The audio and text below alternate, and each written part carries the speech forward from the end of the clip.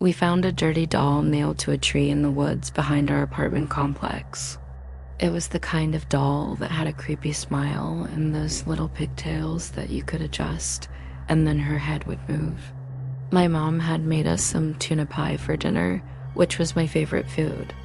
The hairs on my arms stood up, and I got this weird feeling all over my body, like the skin on my arms was crawling. Then we stopped dead in our tracks. There was this big oak tree in the middle of the woods, and nailed to it was the creepiest doll I had ever seen.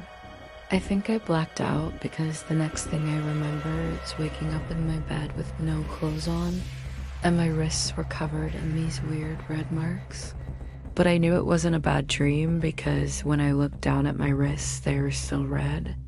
Because I'm pretty sure that doll isn't from this world, and whatever's inside of it wants to come out. And then my mom screamed.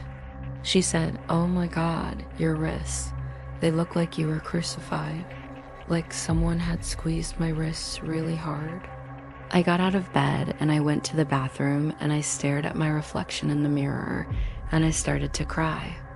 She had this big gash in her leg and it looked like she was bleeding.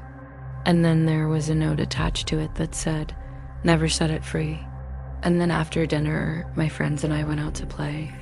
We played until dusk and then we headed back to my apartment. But this doll wasn't just any doll.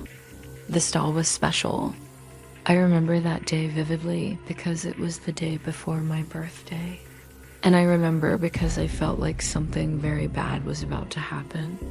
So we turned around and we ran as fast as we could to my apartment. But when we got there, my mom opened the door and she looked at us and she said, "Where have you been? Dinner's cold." Then we all looked down at our hands and they were covered in blood. As we walked through the woods behind our apartment complex, we started to hear these weird whispering sounds. My friends and I started freaking out. We didn't know what to do. I don't remember much after that.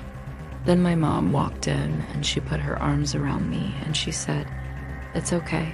It's okay. It was just a bad dream." But I wasn't thinking about that. I was thinking about the doll in the woods and I was thinking about what that note said, "Never set it free."